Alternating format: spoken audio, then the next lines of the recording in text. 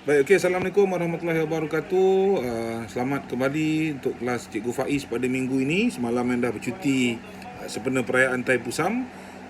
Walau bagaimanapun, kelas untuk hari Jumaat ini berjalan seperti biasa. Baik, saya doakan kamu, saya harap kamu semua sihat dan ceria-ceria selalu bersama dengan keluarga dan juga insan tersayang di sekeliling kamu. Baik, kita teruskan untuk unit yang pertama, pendidikan kesihatan reproduktif dan sosial ataupun PIRS. Di akhir pembelajaran nanti kamu akan dapat menguraikan maksud identiti seksual, iaitu setiap orang dilahirkan sama ada lelaki ataupun perempuan. Yang ini sama ada kamu lelaki ataupun perempuan lah. Okey, menguraikan maksud orientasi seksual, keinginan seksual terhadap berlainan jantina ataupun sama jantina. Topik ini agak menarik untuk kita pelajari kerana apa yang berlaku di Malaysia itu sendiri, banyak cerita yang kita boleh kaitkan dengan tajuk-tajuk begini tanpa menyebut individu-individu tertentu. Okey, seterusnya, identiti seksual ini dia melibatkan aspek psikologi, ciri-ciri tingkah laku berkaitan dengan seorang individu, sama ada individu lelaki ataupun individu perempuan. Perkara ini dia merujuk kepada perbezaan penerimaan tingkah laku seseorang itu, sikap dan personaliti yang diwarisi, yang boleh membezakan lelaki yang bersifat sasa dan perempuan yang berciri lemah lembut. Okey, orientasi seksual pula merupakan kecenderungan identiti personal terhadap seksual tertentu yang mencerminkan diri individu sama ada terarah kepada heteroseksual, homoseksual ataupun bisexual. Okey, yang ini sama ada kita suka sesama lelaki dan perempuan, ini lumrah ataupun natijah kehidupan kita. Seseorang lelaki itu suka kepada perempuan ataupun perempuan suka kepada lelaki.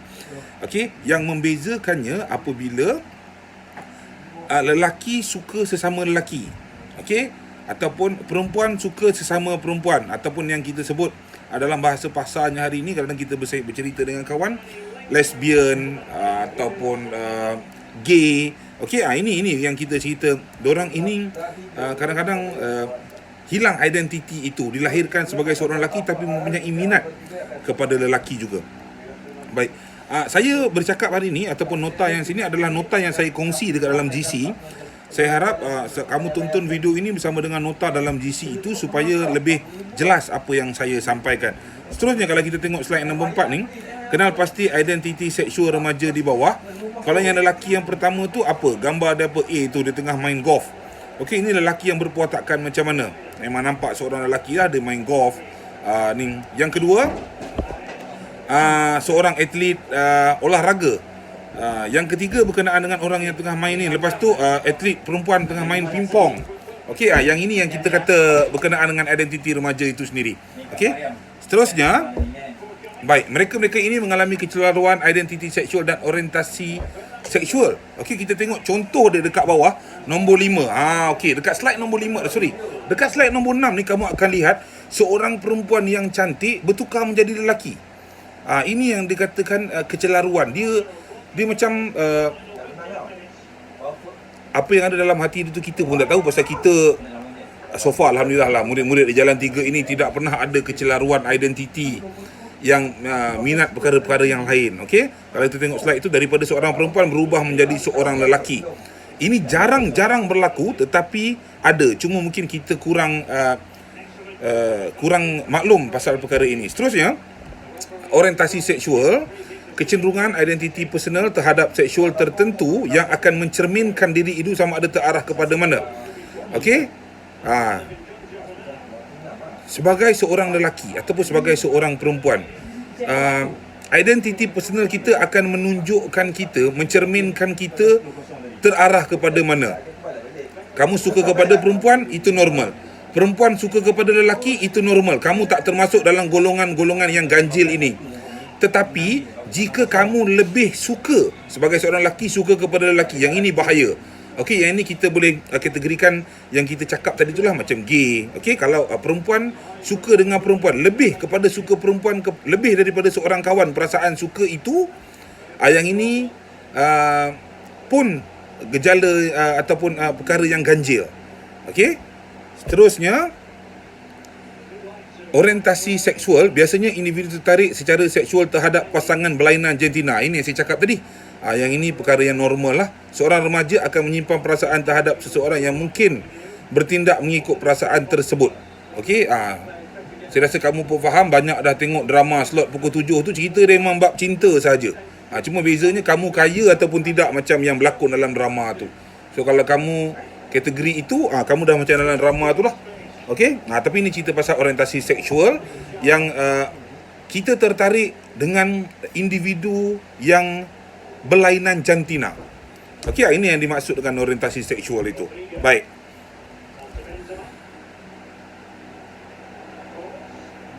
Heteroseksual, tarikan seksual terhadap pasangan berlainan jantina ini normal.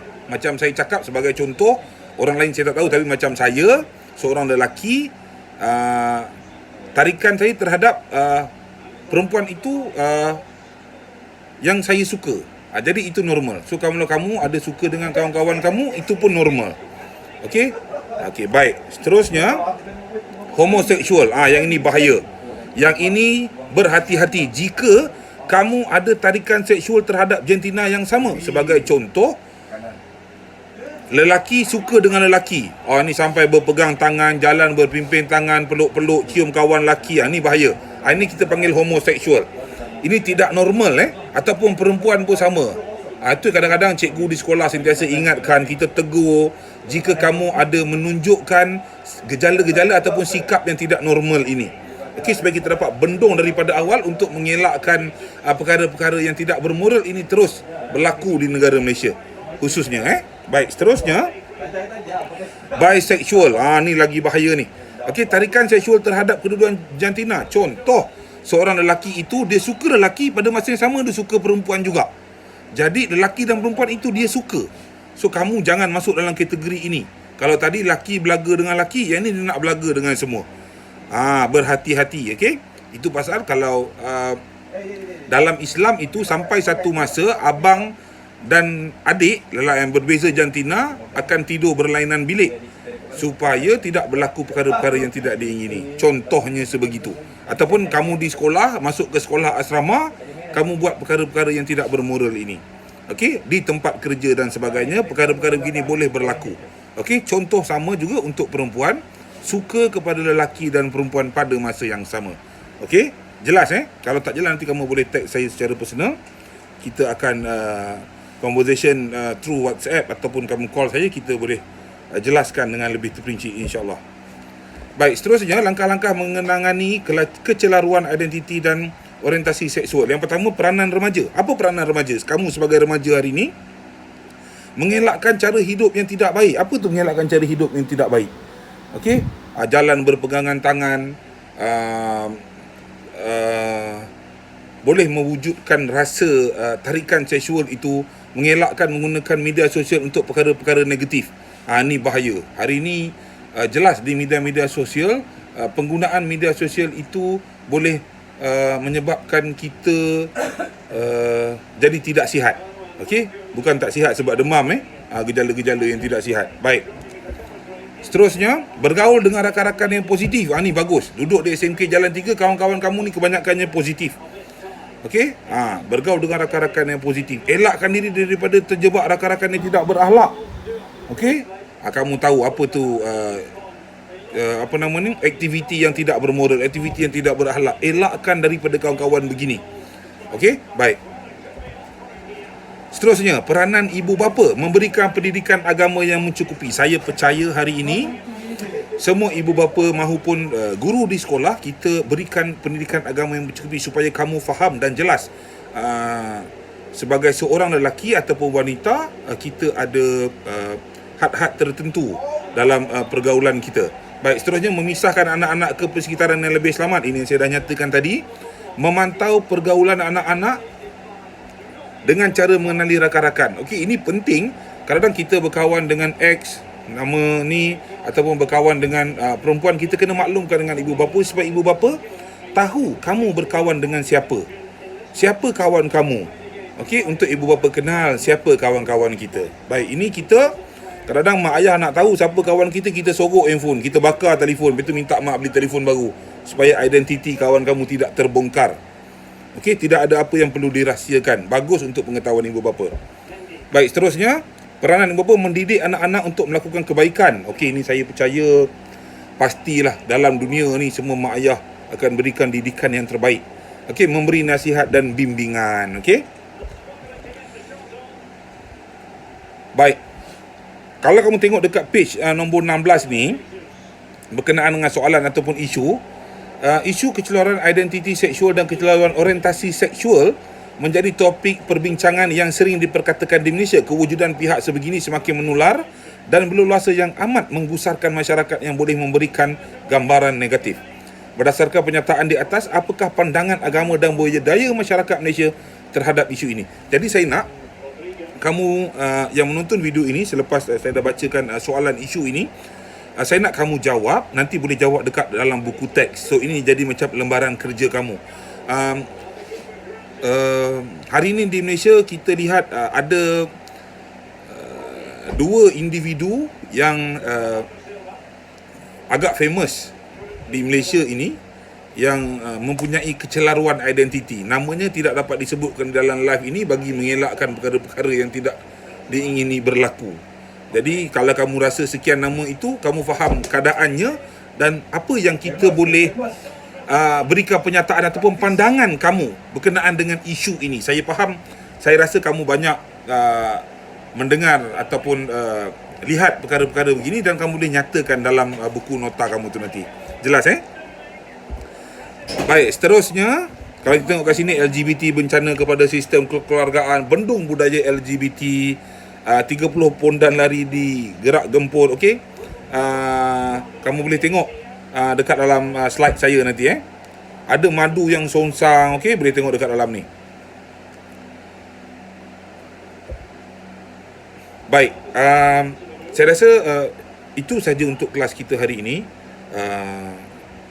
Kamu jangan lupa untuk jawab soalan latihan yang ada dekat dalam nota saya.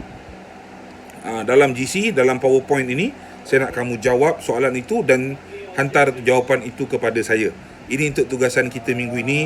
Jika ada yang tidak jelas, maklumkan kepada saya. Saya mohon maaf, mungkin penjelasan saya ini terlampau laju ataupun kamu kurang jelas, kurang faham berkenaan apa yang kita cuba sampaikan. Saya mohon maaf sekali lagi. Jika kurang jelas penjelasan saya berkenaan dengan topik pada pagi ini, hari ini, kamu boleh tag saya untuk saya respon persoalan kamu itu. Saya harap apa yang saya cuba sampaikan ini membantu. Sama-sama kita, jaga diri semua, banyakkan minum air, jaga kesihatan, elakkan bersentuhan. Apa yang disarankan oleh kerajaan hari ini, kita follow SOP itu sebaiknya. Sama-sama kita doakan agar kita dapat kembali bersemuka di sekolah dan memberi lebih impak positif kepada pendidikan negara. Baik, itu saja untuk kelas kita hari ini. Terima kasih banyak kepada yang menonton. Assalamualaikum warahmatullahi wabarakatuh.